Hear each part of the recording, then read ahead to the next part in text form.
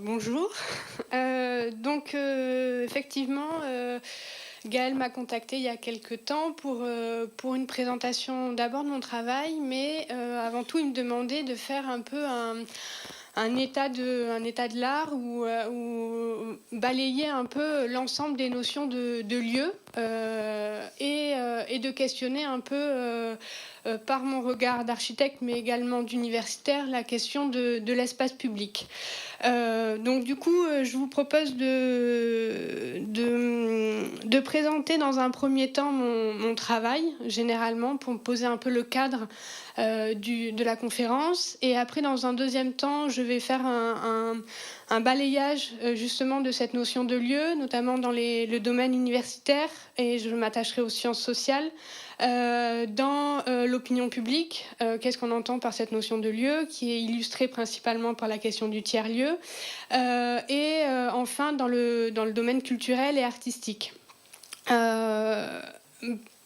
Après cet éventail des notions de lieu, j'aimerais me concentrer, vous présenter plutôt la notion de lieu hybride, qui est une notion que j'ai un peu élaborée à travers les différentes rencontres que j'ai effectuées dans le cadre de ma thèse. Et dans une troisième partie, je vous propose donc en conclusion de se demander qu'est-ce que ces notions ou qu'est-ce que ces lieux hybrides peut nous dire des territoires ruraux et également qu'est-ce qu'ils apportent à la réflexion sur l'aménagement et le développement des territoires ruraux. Donc pour commencer un peu en introduction, sur quoi je travaille dans ce travail de thèse. Donc j'arrive à la 3e année que je mène donc à l'école d'architecture de Bordeaux. C'est d'abord avant tout un travail de recherche sur donc une réflexion sur les territoires contemporains d'aujourd'hui.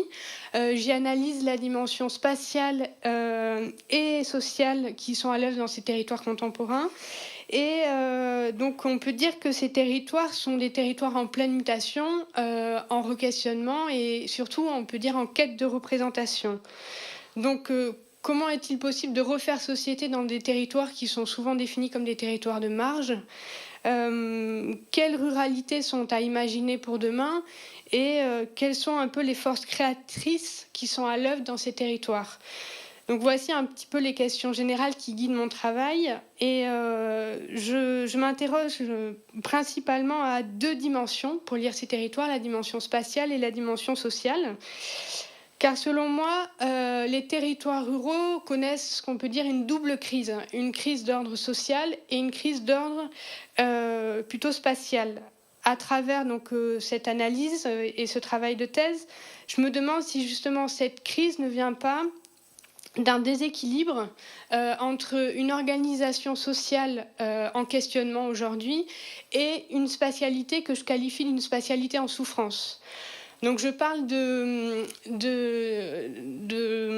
dimension, d'organisation sociale en questionnement dans le fait que les sociétés rurales sont des sociétés de plus en plus complexes et elles se sont complexifiées à une allure folle depuis la Seconde Guerre mondiale. On a vu la disparition très rapide de la paysannerie. Dès les années 70, les agriculteurs deviennent minoritaires.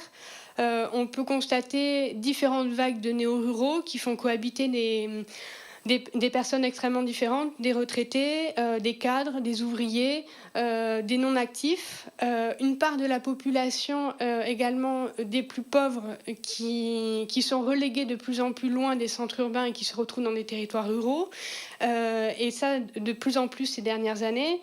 Et on peut aussi voir que maintenant les habitants des territoires ruraux travaillent plus dans ces territoires mais dans les villes aux alentours, ce qui fait que c'est souvent des communes dortoirs. Donc cette complexité sociale, elle est difficile et toutes ces personnes nouvelles personnes dans ces territoires, ils ont des visions du territoire très très, très différentes. Je parle de spatialité en souffrance. Je fais appel un peu à toutes les transformations importantes qui ont véritablement modifié les paysages ruraux. Tout d'abord, tous les aménagements du territoire, les grandes infrastructures qui ont cicatrisé le territoire à partir de l'après-guerre, mais également les politiques de remembrement qui ont transformé également les paysages agricoles, les enfrichements de terres agricoles et d'espaces agricoles qui sont abandonnés, mais également le mitage qui est dû à l'extension des centres urbains, l'abandon et la paupérisation des centres-bourgs. Et toutes ces transformations, elles ont été faites un peu spontanément, ou en tout cas sans une véritable pensée du territoire dans l'ensemble. Et globalement, elles sont les conséquences des transformations qu'on a apportées dans les milieux urbains, avec toutes les politiques d'aménagement du territoire qui étaient focalisées sur le centre urbain. Dans ce travail de recherche, je pars de l'hypothèse que le territoire, on utilise beaucoup ce terme, que le territoire est une construction avant tout sociale. Il est d'une certaine manière un peu la matérialisation et la matérialisation des actions et des relations sociales. Dans cette manière, dans ce concept du territoire, j'interroge donc les différentes dynamiques qui sont à l'œuvre dans la construction de ce territoire, qu'elles soient ascendantes ou descendantes. Et j'interroge énormément aussi la place des acteurs dans la construction du territoire, et notamment la question des initiatives locales. Je me suis focalisée donc sur un seul type d'initiative pour mon travail de recherche, et ce sont les initiatives artistiques. Donc j'interroge vraiment la place des initiatives artistiques installées en milieu rural, afin d'y analyser ce que j'appelle la socio-spatialité de ces initiatives. Donc c'est-à-dire que j'étudie en gros les formes de spatialité que proposent ces artistes, ces initiatives artistiques, et l'impact social qu'ils ont sur le territoire. L'étude de ces initiatives artistiques, que ce soit leur mode de vie, mais également leur travail de création, nous livre une fine lecture des transformations de ces territoires ruraux, parce qu'ils sont à la fois les témoins de ces transformations, mais ils sont également les acteurs, des acteurs privilégiés. Effectivement, dès les années 70-80, de nombreux artistes se sont installés dans les territoires ruraux. C'était dans un contexte post-68. Ils étaient à la recherche de liberté et d'espace pour installer leur espace de travail, leur espace de création, qui était donc à la fois un espace de travail et un espace de vie. C'était également une volonté de s'installer dans ces territoires, animée par une volonté d'imaginer d'autres manières d'habiter les territoires, et notamment ce milieu rural en déshérence. Donc au fil des années, ces projets, beaucoup se sont pérennisés, il y en a d'autres qui sont installés, et depuis encore aujourd'hui, beaucoup d'artistes s'installent dans ces territoires ruraux, et tout ça crée un vaste système que j'appelle plutôt un système rhizomique à travers le pays. J'emploie plus la notion de rhizome plutôt que la notion de réseau, parce que pour moi, le rhizome est quelque chose de beaucoup plus organique et surtout de plus souterrain. Et donc, ça montre bien la dynamique qui vient du bas, qui vient des artistes eux-mêmes, et pas des choses institutionnelles.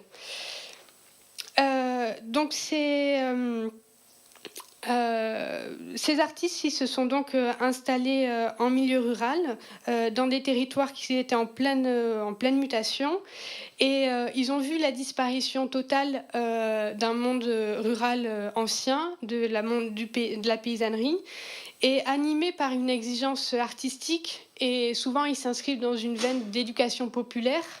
Ces initiatives sont devenues le vecteur d'un nouvel élan artistique, économique, social et politique, qui assure une certaine vitalité des territoires où ils œuvrent, et ils contribuent ainsi à imaginer un nouvel avenir du monde rural.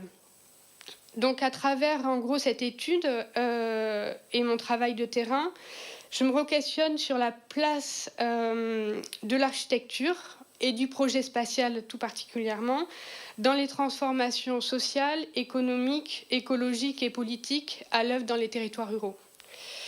Donc voici en gros le cadre général de ma thèse. Et pour donc en venir à ce qui nous intéresse aujourd'hui, je m'attacherai, j'aimerais m'attacher donc plus spécifiquement à vous présenter ces nouvelles formes de spatialité que proposent ces initiatives artistiques, mais plus particulièrement à ce que je nomme donc des lieux hybrides. Donc, je suis désolée, ça se voit pas très bien, mais je pense que je laisserai le fichier, vous pourrez voir tous les lieux que j'ai rencontrés. J'ai effectué un premier repérage d'une soixantaine de projets artistiques. Bon, c'est un repérage vraiment loin d'être exhaustif, hein. Ça a été un peu du bouche à oreille, sur Internet, voilà. Et j'en ai rencontré près de la moitié, donc une trentaine. Et ça va globalement de la Nouvelle-Aquitaine à la Bourgogne-Franche-Comté, principalement la Bourgogne, mais Bourgogne-Franche-Comté. Et donc, c'est des projets qui font appel à des médiums différents, que ce soit la musique, la danse, le théâtre, le cirque, les arts de la rue, enfin, un peu tout, le conte. Donc, pour sélectionner ces projets, je ne les ai pas sélectionnés d'un coup. J'ai commencé par une trentaine et après, du bouche à oreille. Et dès que je rencontrais des gens, eh bien forcément, je rencontrais d'autres projets. Mais dans un premier temps, j'avais un critère de sélection. J'avais 4 critères qui étaient importants pour moi. Le premier, c'était que ces projets devaient être initiés par un artiste ou un groupe d'artistes, que ces artistes vivaient et travaillaient sur le territoire où ils étaient implantés. La dimension de vivre sur le territoire était pour moi importante pour questionner ce que j'appelle la quotidienneté. Donc comment ces artistes sont au quotidien dans le territoire pour éviter ou évincer tous les festivals, parce qu'il y en a quand même beaucoup. Donc j'avais besoin de cette notion de quotidienneté, d'être là à l'année. Troisième critère, ces projets devaient avoir une certaine ancienneté, au moins 10 ans, pour pouvoir avoir un peu un recul. Mais en définitive, le plus important, c'est que ces artistes aient investi, se soient établis dans un lieu, dans un bâtiment physique et construit. Parce que dès le début de mon travail de thèse, cette notion de lieu, elle était centrale, car le lieu, pour moi, dans ces projets, représente un peu une forme de matérialisation de l'engagement de l'artiste et une matérialisation de l'action qu'il mène sur ce territoire. Et le lieu représente donc une forte décision, celle de l'installation habitante, qui est centrale dans mon travail de thèse. Et comme le dit Gaston Bachelard, l'espace devient un lieu quand il est habité. Donc voici un petit peu donc, le cadre donc, général de mon terrain et de mon sujet de thèse. Et donc là, je vais vous proposer un peu un éventail sur les notions de lieu. Parce que dans un premier temps, la question de justement la qualification et la dénomination des lieux que j'ai rencontrés dans ces projets artistiques a été très difficile. Elle a d'abord été difficile pour une première raison, c'était que il était difficile déjà de définir les contours clairs et, de ces lieux. Il y avait un danger de les étiqueter, de les enfermer dans un label. Donc cette difficulté, elle a fini par être une des premières caractéristiques de ces lieux. Et la deuxième raison pour laquelle ça a été difficile, c'était pas évident de se retrouver dans la multitude de dénominations.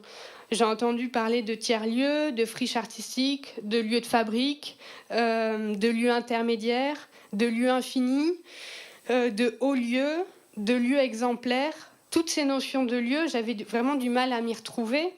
Et chaque dénomination, avec le recul, du coup, est associée à un domaine particulier et surtout à un regard, qui soit universitaire, sociologique, architectural, institutionnel ou artistique. Donc je vous propose de questionner quelques notions de ces lieux-là. D'abord dans le milieu universitaire et notamment des sciences sociales. Dans un deuxième point, plutôt m'attacher à l'opinion publique. Quelle notion de lieu apparaît dans l'opinion publique? Et enfin, dans le domaine artistique. Donc pour commencer, la notion de lieu dans les sciences sociales, on voit que cette notion connaît un engouement principalement dans les années 70, avec l'apparition des réflexions dans le champ des analyses spatiales et des interactions sociales. Et donc à partir de là, différents champs disciplinaires s'intéressent à cette notion, que ce soit des géographes, des sociologues, beaucoup d'urbanisme et quelques architectes. Et ils proposent des approches différentes. Donc moi, je vais vous en présenter 3. Je vais vous présenter le 3e lieu, le lieu exemplaire et les lieux infinis. Donc effectivement, le 3e lieu, c'est un des premiers concepts qui arrive. Il arrive dans les années 80 aux États-Unis, sous la plume du sociologue de l'urbain Roy Oldenburg. Donc c'est la première fois qu'on voit apparaître cette notion de 3e lieu et il fait appel à cette expression dans le cadre d'une réflexion qui mène sur les transformations sociales et urbaines dans les grands centres de villes américains. Donc il fait une analyse dans les années 80 de toutes les transformations qu'il y a eu dans l'urbain à partir de la Seconde Guerre mondiale.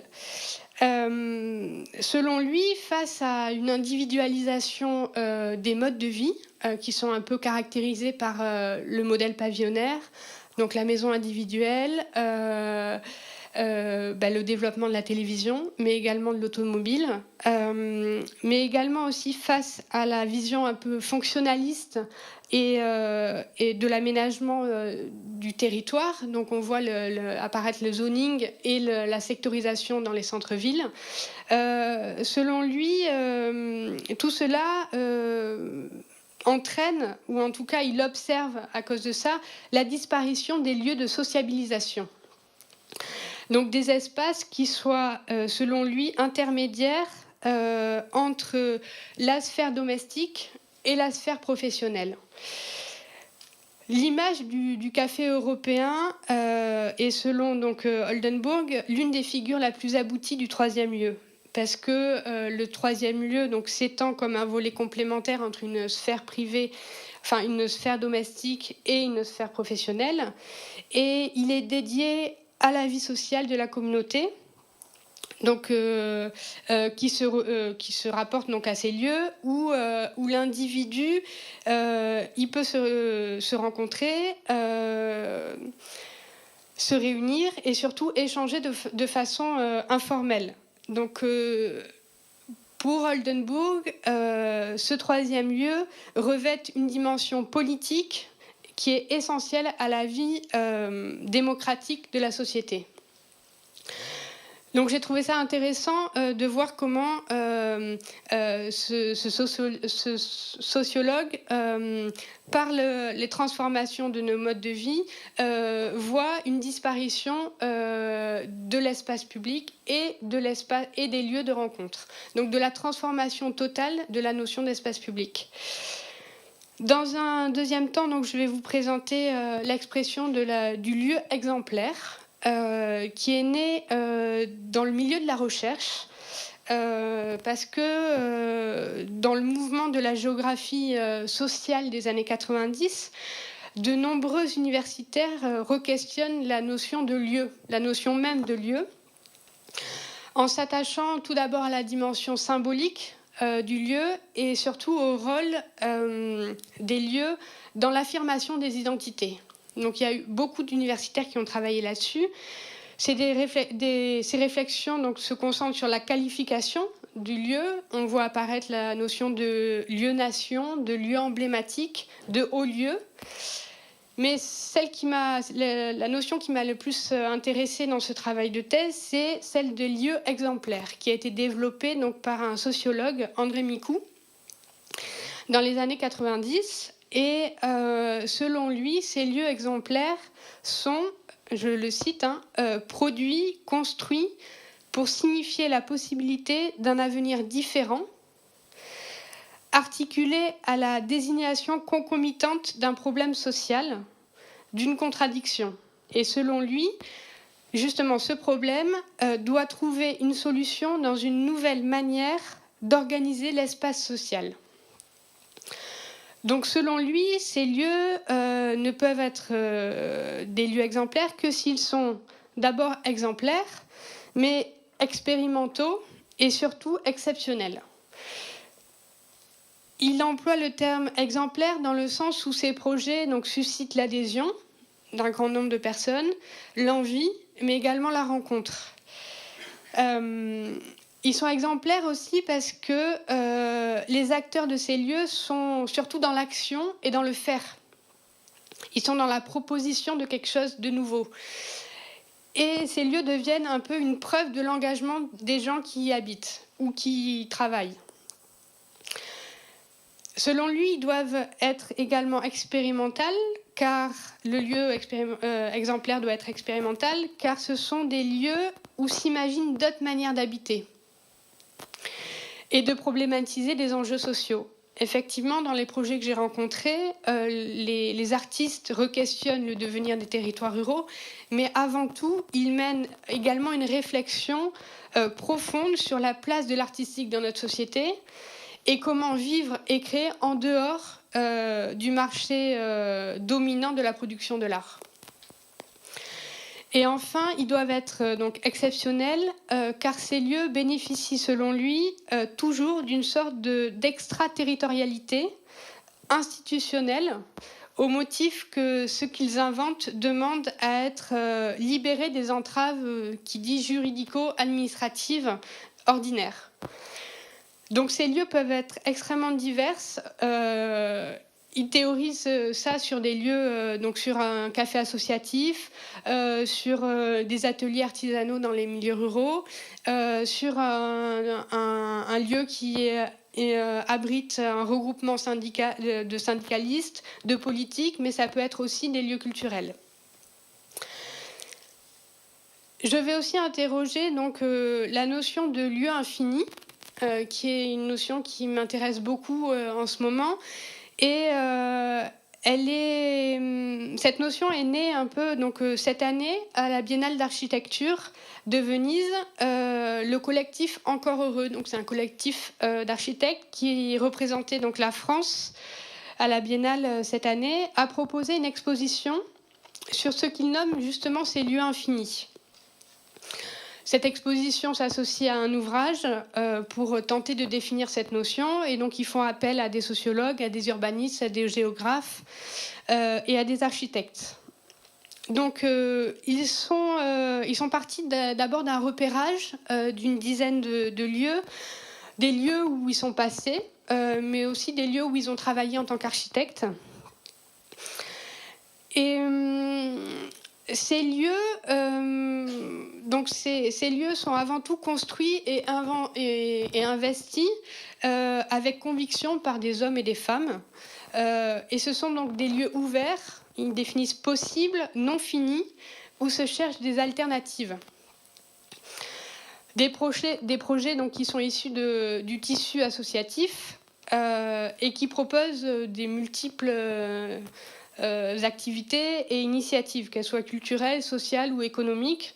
Ça peut aller d'un lieu qui propose des espaces de création, de résidence. Ça peut être aussi un lieu qui propose des cours de français pour les immigrés, l'organisation d'universités foraines, la participation à des jardins partagés ou la proposition de cours de langue ou de cours de cuisine. C'est vraiment des champs extrêmement larges.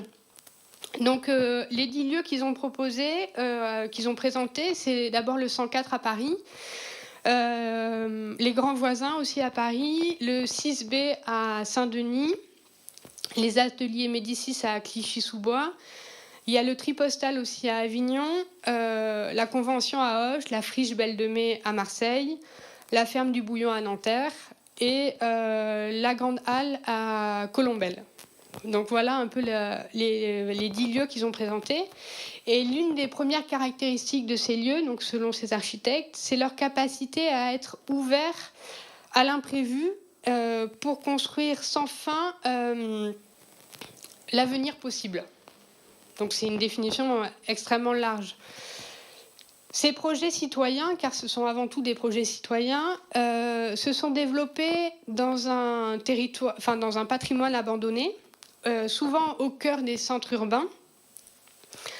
Ce sont un peu des friches industrielles où le vide laissé par la disparition de l'activité offre la place à l'imaginaire, à la production de nouvelles formes et de nouvelles manières d'habiter la ville.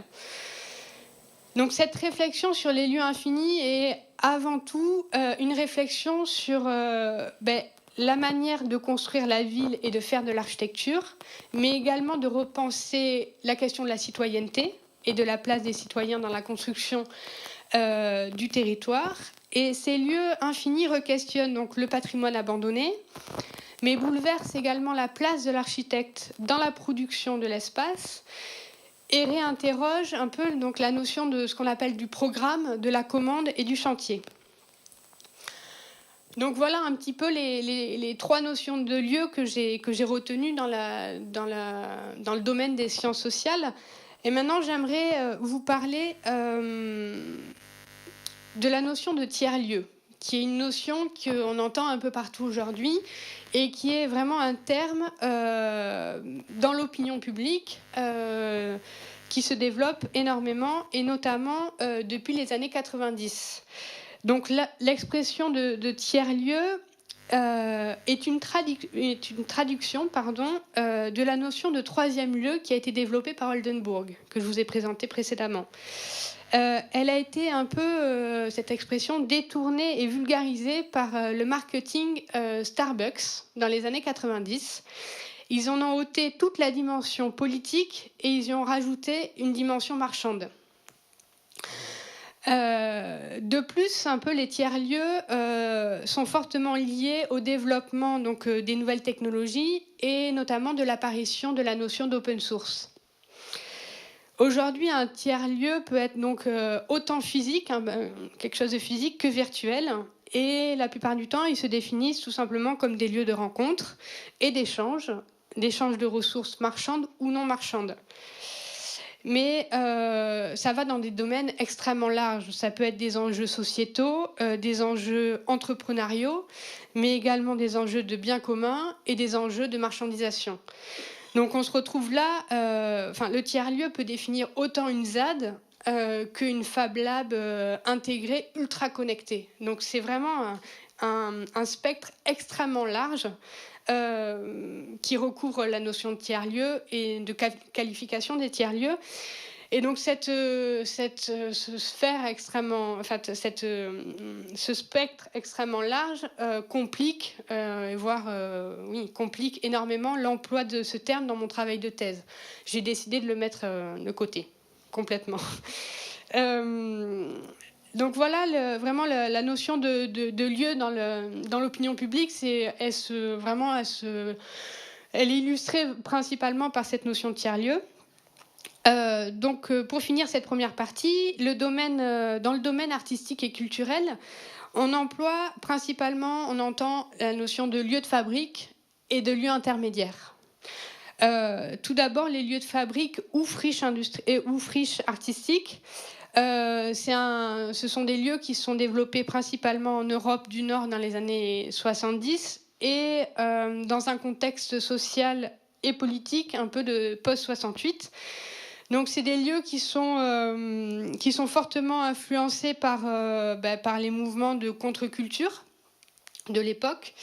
Et on voit l'émergence de ces lieux-là en France à partir des années 80. Donc c'est concomitant avec la désindustrialisation de notre pays, du pays, mais également des prémices des grandes politiques urbaines et également les politiques de décentralisation.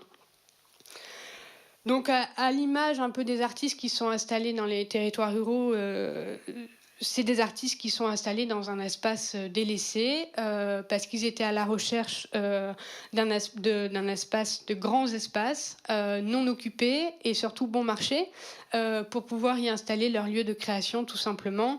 Et donc du coup, ils se sont installés dans ces vastes lieux.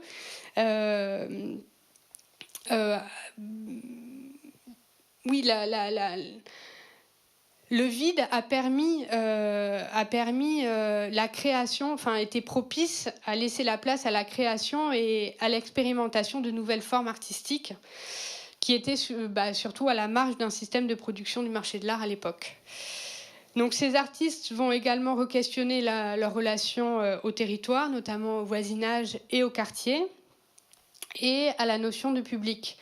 Ils seront donc source de propositions de nouvelles manières d'habiter les territoires et notamment les centres urbains. Donc c'est une dynamique dans un premier temps qui vient par le bas, dans le sens où c'est des artistes ou des habitants qui initient ces projets-là, souvent avec des réalités économiques assez difficiles. Et donc on voit des aménagements plutôt à petite échelle. Et ces projets, malgré tout ça, se font une place et un nom dans la ville, dans le paysage social, économique et politique de la ville, mais également dans le paysage de l'art. À partir des années 2000, on voit un changement, un basculement, où les friches deviennent un enjeu urbanistique central dans les politiques d'aménagement urbain.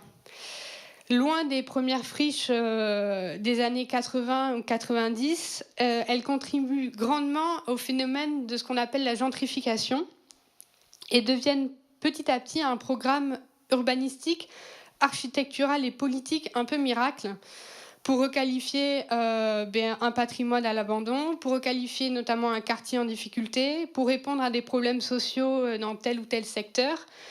Ça devient vraiment un programme qui est beaucoup utilisé par les urbanistes et les architectes. Mais le problème, c'est que souvent, il est institué par le haut, une décision institutionnelle ou dans un projet de requalification. Et après, on cherchera les artistes qui pourront animer la coquille vide qu'on a faite. Le terme de lieu intermédiaire est assez intéressant. Il est apparu pour la première fois en 2001 dans le rapport pour Michel Dufour sous la plume de Fabrice Lextrait. Donc, dans son analyse, c'était donc une commande et une analyse des nouveaux lieux de création artistique, donc des lieux de fabrique. Et donc, Fabrice Lextrait ne cherche pas à étiqueter ou à labelliser ces nouveaux lieux. Il se méfie même d'une définition trop précise de ces lieux, mais il présente une poignée de lieux dans son rapport qui sont tous différents et uniques, mais quand même leur caractéristique première est commune, et le fait d'être en dehors des cadres institutionnels de l'époque et d'être des lieux artistiques qui soient collaboratifs, expérimentaux, qui sont le plus souvent initiés par des artistes ou un collectif d'artistes, dans un patrimoine abandonné, et où l'acte artistique se trouve vraiment au cœur du fonctionnement du lieu. Car ce sont donc avant toute chose des espaces donc, de création où s'expérimentent de nouvelles formes artistiques et où s'imaginent de nouvelles relations au territoire et au public. Donc c'est des espaces de rencontre, d'échange, de débat et de mise en commun. Il re-questionne donc la place de l'art dans la cité et la relation donc, au territoire et à la société. Mais cette notion, par la suite, a été reprise par différents acteurs culturels et artistiques pour définir leur propre lieu et afin de se regrouper aussi jusqu'à la création donc, du coup, de la coordination nationale des lieux intermédiaires et indépendants. Ils y ont fait même une charte commune. Et ce regroupement permet à la fois de se renforcer, d'engager une réflexion commune, comme de faire commun, et surtout de militer pour leur reconnaissance et pour aussi avoir un soutien des institutions. Donc voilà un petit peu le balayage de ces notions de lieu. Maintenant, j'aimerais plus spécifiquement vous présenter donc, ces lieux hybrides. Il n'entend pas. Comment ça faiblir en fait? Là, c'est mieux? Pas du tout. Ah, si, c'est mieux. Donc, à travers mon travail de terrain, je me suis attachée à observer donc, les lieux des projets artistiques. Certains projets artistiques n'avaient pas lieu au final, mais je me suis intéressée quand même à observer ces lieux que j'avais pas vraiment définis clairement encore, enfin nommés. C'était pour moi encore des lieux intermédiaires, des lieux exemplaires, des lieux de fabrique, des tiers-lieux. Mais ce qui a retenu mon attention de certains lieux, c'est la capacité justement de certains lieux à hybrider la sphère domestique et la sphère professionnelle. À l'inverse du troisième lieu qui se veut être ni du domaine domestique ni du domaine professionnel, ces lieux hybrides sont les deux à la fois.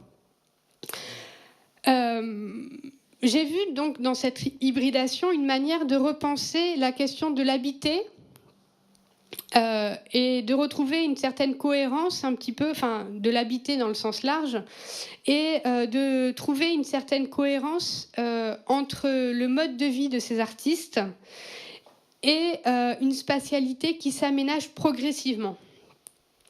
Donc, dans le petit document que je vous ai présenté, il y a justement les 12 lieux hybrides que j'ai sélectionnés d'après mes 30 lieux rencontrés. Donc, en premier, il y a la bergerie de Sophin, donc, qui se trouve à Outiou dans la Nièvre. Il y a le château de Montelon, qui est représenté aujourd'hui par plusieurs personnes. Il y a la cité du Verbe, aussi représentée aujourd'hui. Donc, qui est à Missery en Côte d'Or. Il y a le théâtre à musiciens l'Estaminet qui se situe à Uzeste en Gironde, qui est un peu le point de départ de mon travail de thèse. Donc ces 4 premiers lieux seront un peu les lieux que je vais le plus creuser par la suite et décortiquer. Le 5e lieu, c'est la papeterie à rénovation d'une usine donc en Gironde. Le plateau en Corrèze, la Révothèque donc en Saône-et-Loire, la ferme de Vernon donc qui est dans la Loire et qui est animée par les architectes et paysagistes les frères Janin, la Saillante à Saillant dans le Puy-de-Dôme, les ailes de Bernard donc qui sont à Saint-Julien-Molin-Molette dans la Loire, l'atelier de Jérôme Ossibal qui est dans la Drôme, et la cimenterie, pour finir, à Fort-Calquier, dans les Hautes-Alpes. Voilà. Donc ça, c'est les 12 lieux que j'ai un petit peu sélectionnés. Donc ces lieux sont donc des lieux intermédiaires avant tout, au sens employé dans le domaine artistique et culturel, mais qui ont donc la particularité d'entrelacer les outils de création et leur espace de vie ou vice-versa. Donc ces lieux nous interrogent donc à différents niveaux, que ce soit au niveau du statut, du fonctionnement, des usages, mais également de la temporalité, du programme, et ainsi que de leur relation au village et à leur environnement. Donc au niveau du statut, effectivement, c'est avant tout c'est que des projets qui sont initiés par des artistes ou un collectif d'artistes, donc des lieux privés, avec une acquisition privée. La construction et la gestion se fait de manière privée. Certains ont été revendus symboliquement à une collectivité territoriale. Mais avant tout, les fonds ont été privés, ce qui a impliqué plusieurs conséquences. Tout d'abord, la question du long terme, notamment on le voit à la bergerie de Sophin qui a eu ses fenêtres cet été au bout de 20 ans d'existence. Mais également dans le choix des matériaux, qui sont souvent des matériaux bruts et de récup, mais également dans les tranches de travaux qui se font un peu par à-coup, ou beaucoup de travaux qui ont été faits par les artistes eux-mêmes, ou par des chantiers participatifs, ou bien par plutôt des chantiers, ce qu'on appelle des chantiers écoles, pour l'Estaminet à Uzeste, où des étudiants d'architecture ont participé à l'élaboration de ce projet. Ces lieux hybrides nous questionnent également au niveau du fonctionnement. Au fonctionnement parce que l'artiste est au cœur du fonctionnement de ces lieux. Il est autant au plateau qu'en cuisine, à la billetterie, derrière le bar, derrière le ménage, derrière les bureaux, et il fait le ménage. Ils ont été initiés, donc ils ont été à l'initiative du lieu, ils l'ont imaginé, pensé, certains l'ont même construit. C'est vraiment les artistes qui font vivre ces lieux au quotidien. On peut souvent même reprocher à ces lieux d'être trop spécifiques, ou trop personnalisés. Souvent on dit mais c'est le lieu de telle compagnie, il n'y a que cette compagnie qui peut faire quelque chose. Et c'est assez intéressant de voir que, au contraire, loin de ça, le fait d'avoir été conçu par un artiste, ces lieux sont de plus en plus appropriables, ou sont appropriables plus facilement par d'autres artistes. Donc ça, c'est vraiment le témoignage des différents artistes que j'ai rencontrés en résidence dans ces lieux. Mais il est intéressant de voir aussi que, selon les architectes, notamment donc Christophe Hutin pour le projet Uzeste et Cyril Brûlé pour Missery et pour peut-être le château de Montelon, il est intéressant de voir que le fait de faire des projets pour des artistes avec des artistes, ça réduit énormément le coût et ça permet d'ajuster souvent les budgets. Et ça, c'est vraiment quelque chose qui est assez étonnant. Et ces projets, on peut voir qu'ils ont été un peu construits à l'opposé des salles polyvalentes ou des lieux institutionnels qui sont souvent conçus pour tout et pour tous et qui, au final, sont adaptés à rien et pour personne.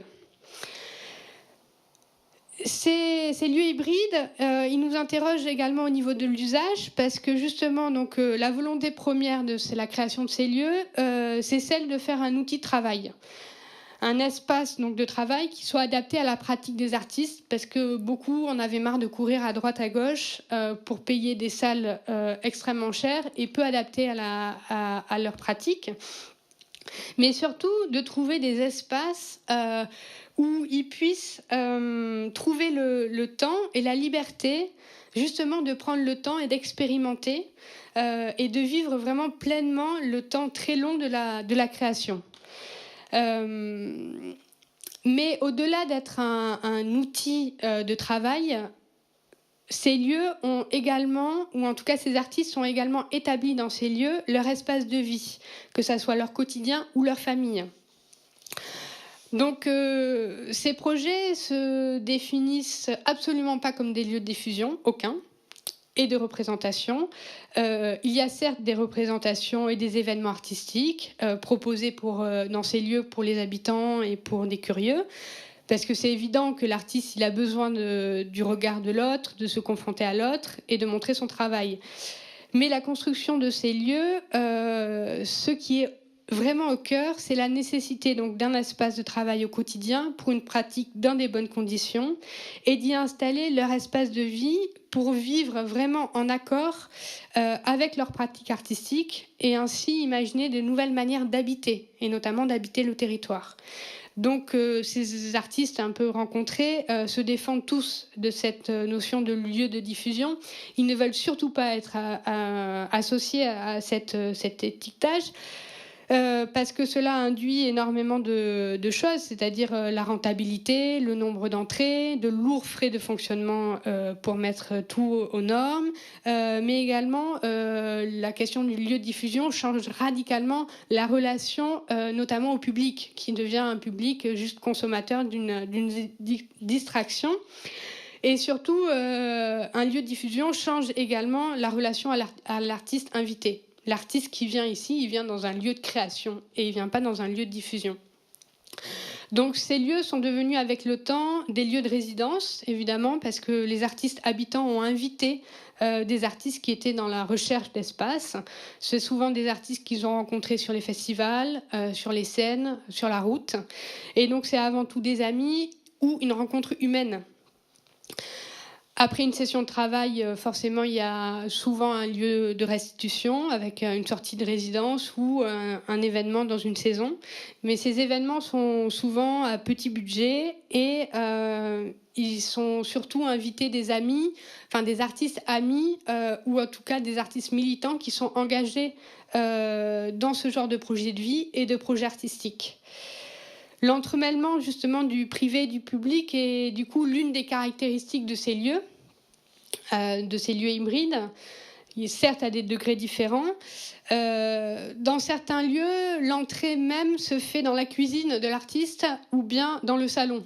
Donc cela invite le spectateur à un grand respect du lieu, mais également on voit qu'il y a un certain rapprochement entre artistes et spectateurs, parce que tout le monde est un peu logé à la même enseigne.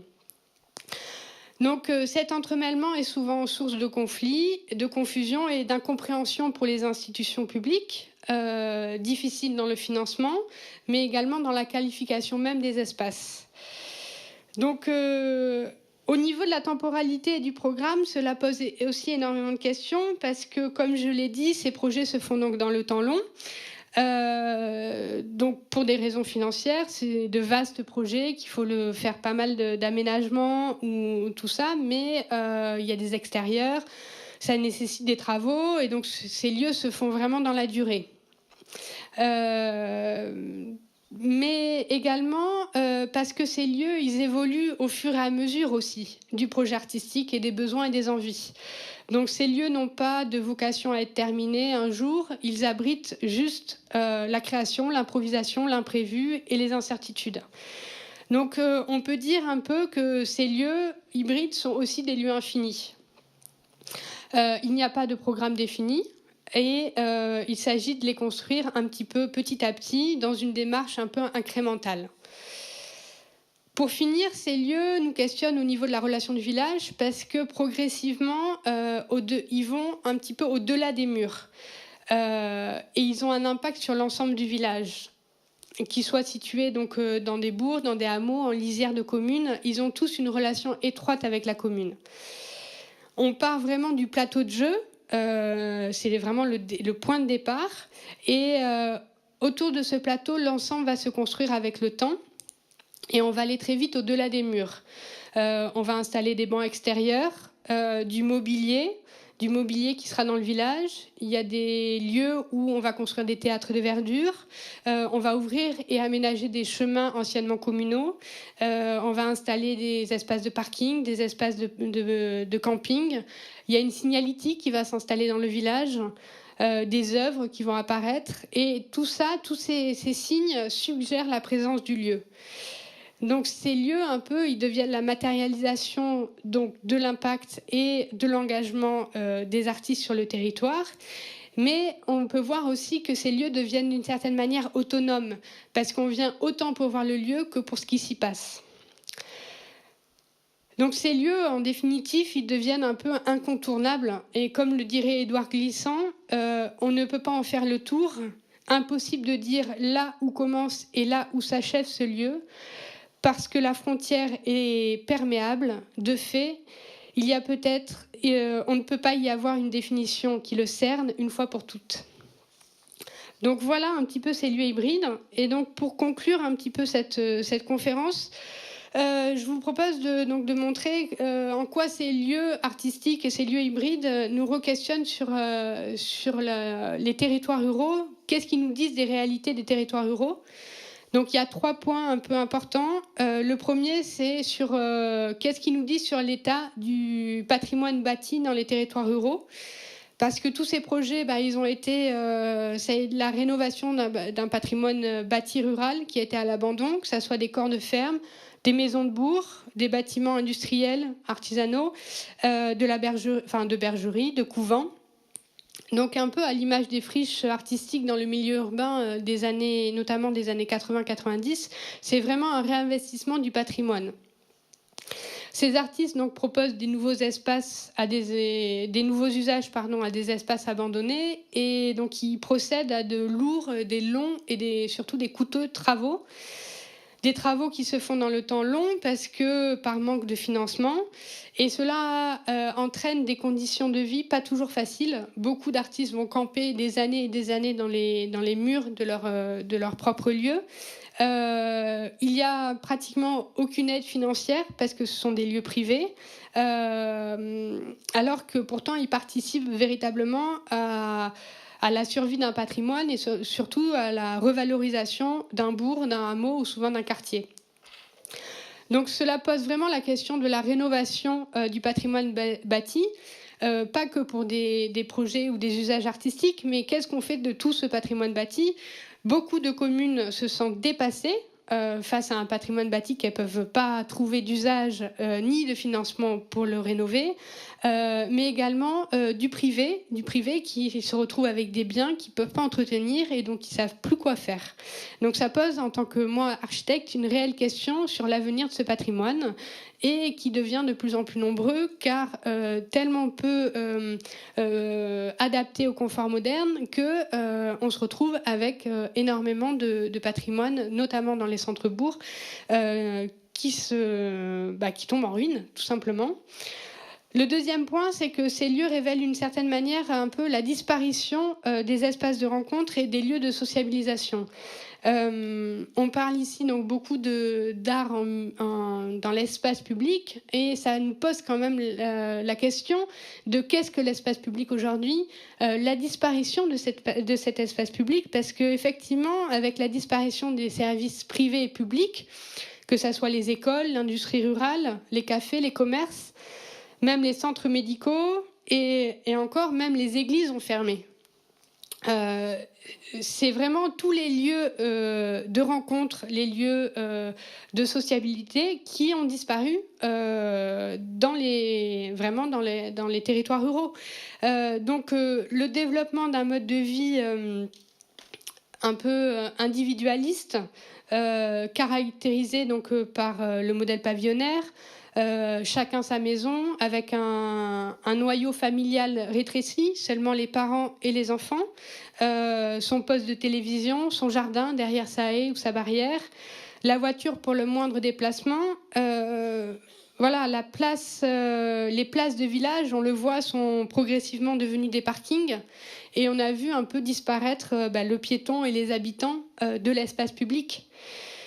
Donc on peut un peu dire que l'espace social se meurt aujourd'hui dans les territoires ruraux. Il devient même souvent une menace pour les habitants et pour les élus. On voit bien qu'on ne laisse plus les enfants jouer dans la rue par peur des voitures ou des rencontres. Voilà.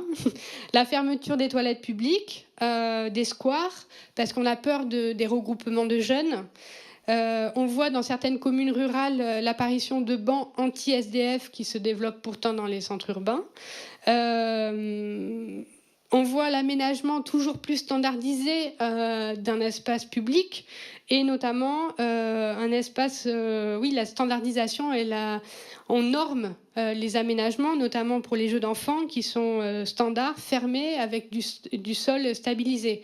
Donc ça révèle bien une frayeur de ces espaces-là. Et il est intéressant de voir que l'artiste, lui, réinvestit ces espaces publics délaissés, notamment par la création, mais également par le fait qu'il habite, tout simplement, tout au long de l'année. Donc la disparition de toute forme d'espace où les habitants peuvent se retrouver, se croiser, se saluer, se parler, pose réellement question pour notre société. Ces lieux hybrides ou ces lieux artistiques sont souvent le seul lieu ouvert et praticable pendant la journée. Ils font souvent office de point d'information pour le village, que ce soit pour les curieux, pour les passants, pour les voyageurs. On voit souvent se développer pour la plupart des bancs devant cet espace qui devient le seul lieu qui est investi pour discuter le soir, par exemple. Donc ces lieux représentent un peu le seul espace de vie du village, parce que quand on passe devant, effectivement, il y a des gens dedans, ça s'active, ça fait du bruit, les gens rentrent, sortent, c'est le seul espace qui est vécu. Il ne réussit pas, donc il ne faut pas se leurrer non plus, on ne réussit pas à faire venir tout le monde dans un lieu de création. La barrière que représente un lieu de création est encore forte et tous les habitants n'y vont pas. Mais avec le temps, le fait d'être à l'année sur un territoire, on sent que de nombreux habitants arrivent à franchir cette barrière. Et le dernier point qui me semble assez intéressant, c'est que ces lieux nous posent donc la question de la notion d'hybridation, de mixité des usages et notamment la question de quotidienneté. Donc, ce que j'ai nommé l'hybridation, c'est donc cette capacité à être à la fois un espace de travail et un espace de vie, et de permettre vraiment de repenser la notion d'habiter dans le sens vraiment large du terme, et non plus en termes seulement de logement ou d'activité, de manière cloisonnée et séparée comme si c'était indépendant. L'une des forces donc, de ces lieux, c'est la quotidienneté, le rythme qu'ils installent dans les territoires.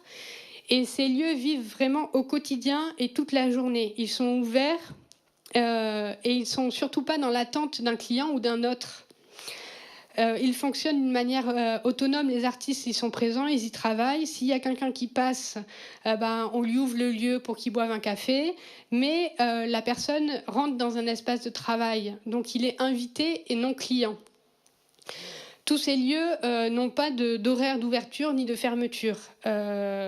Et surtout, il n'y a jamais un esprit de rentabilité. Donc, c'est ce qui me fait dire que ces lieux sont un peu pionniers. Ils explorent et ils expérimentent de nouveaux processus du collectif pour habiter le monde et construire des communs. Ce sont donc, si je reprends un peu la définition du lieu infini, des lieux ouverts, non finis, qui proposent des espaces de liberté où s'imaginent des alternatives, des communs et des possibles. Donc vraiment, ces deux dimensions, celle de l'hybridation et de la quotidienneté, elles m'interrogent énormément en tant qu'architecte, notamment dans ma réflexion sur l'aménagement des territoires ruraux, parce que dans ma pratique, j'ai été souvent confrontée à des élus, à des habitants désarmés et un peu désespérés, justement sur la désertification et la dévitalisation des centres-bourgs. Mais là, c'est un peu des questions que je vais poser qui ouvrent le débat de cet après-midi. Mais c'est comment faire face à ce sentiment un peu d'abandon sans re-questionner la place de la voiture dans les centres-bourgs, sans lutter contre le modèle pavillonnaire et le cloisonnement de la question du logement et de l'activité. Comment un commerce peut survivre dans les territoires ruraux quand il est ouvert de 9h à midi et de 14h à 17h, dans les territoires ruraux où on sait que c'est des tranches horaires où il y a des gens qui travaillent et qui ne sont pas dans les territoires. Comment un café peut-il fonctionner s'il y a 5 à 10 personnes qui viennent par jour?